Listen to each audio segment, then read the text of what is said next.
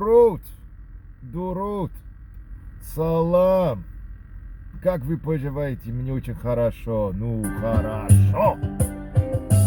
All right. Let's talk a little bit about Colby Covington. All right. So, the very first thing I want to say about Colby Covington is Colby Covington is a character. Colby Covington Incorporated, the MMA fighter, is different than the real Colby Covington. Okay?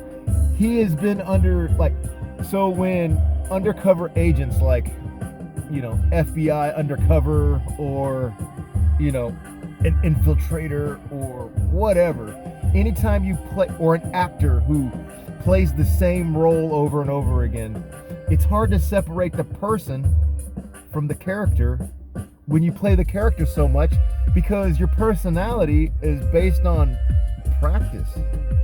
Believe it or not, you practice being yourself. The more and more and more you make decisions based on a well-defined moral spectrum, the easier it is to be you.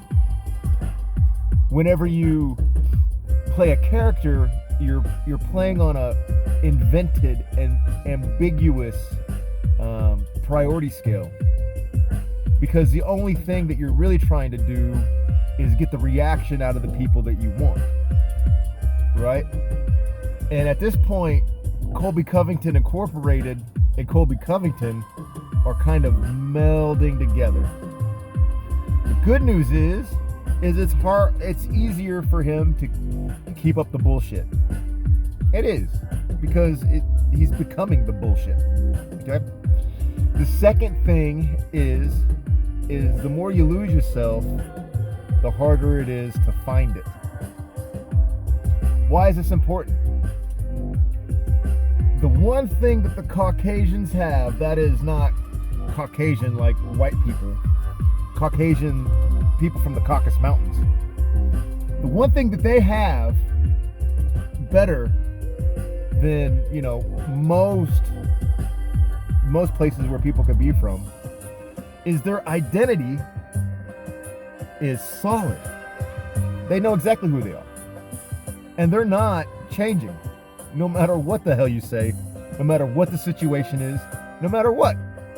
And there is an esoteric, very spiritual aspect to their martial arts, because they're protecting something sacred, which is them and their people. Why is themselves sacred? Because they're holding the moral value that they grew up with unapologetically. It doesn't matter if the Turks, the Persians, the Romans, the Russians, it doesn't matter who comes up that mountain, they ain't changing unless they want to. And the last time they changed is when the mullahs came up with Islam, which they accepted. Why? Because it was their cousins that, hey, we've accepted Islam, why don't you accept Islam? And then when the Mongols came in, by that time the Mongols, they had shifted from taking your village over, killing your people, to coming in with, trade, which made it easy for them to come up. Now, they still kill people, they still were tyrants, they still, don't get me wrong, but the Mongols that came to Persia were different than the Mongols that came up through Uzbekistan, and into the Caucasus. Okay? Why is there this big history lesson when it comes to Colby Covington? Because Khamzat Chimaev is who he is, and the ancient past in the Caucasus Mountains isn't that ancient. That's yesterday's news, as in yesterday, not as in yesterday's news as in its antiquity or archaic or antiquated. It's not. In a Muslim perspective, the Crusades just happened. Okay? So, the reason why I bring this up is because when you talk like Colby Covington talks, you might as well be a crusader or, you know, somebody worthy of, you know, like a fatwa and just mercilessly brutalizing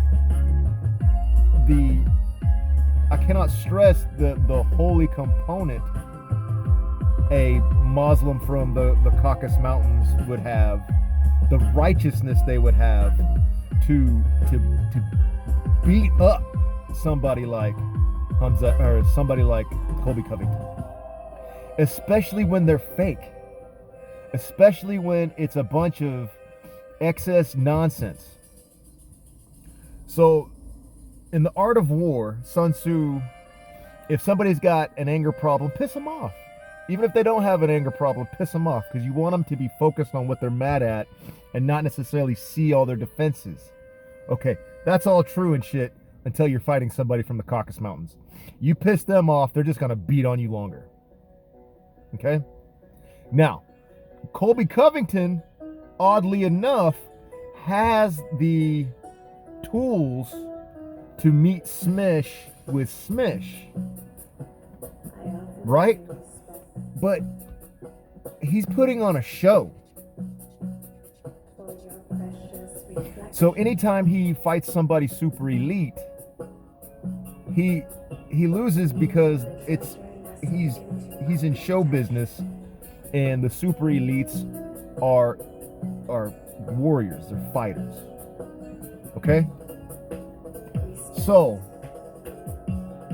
Colby Covington is going into any fight as the rib collector. He's going into a fight as Colby Covington, the striking artist. Colby Covington Incorporated. Khamzat Chimaev is going into a fight as Khamzat. He's not even going into the fight as Khamzat Chimaev. He's just Khamzat, the boy we knew around the block, as real as it gets. Smash people, take money, help the people. Okay? So that's what he's fighting for. Colby Covington is trying to impress his audience. With that said, Salamati. Anytime somebody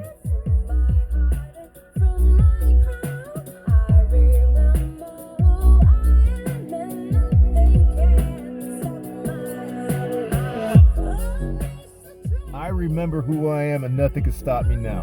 That's Khamzat Chimaev versus Colby Covington, who is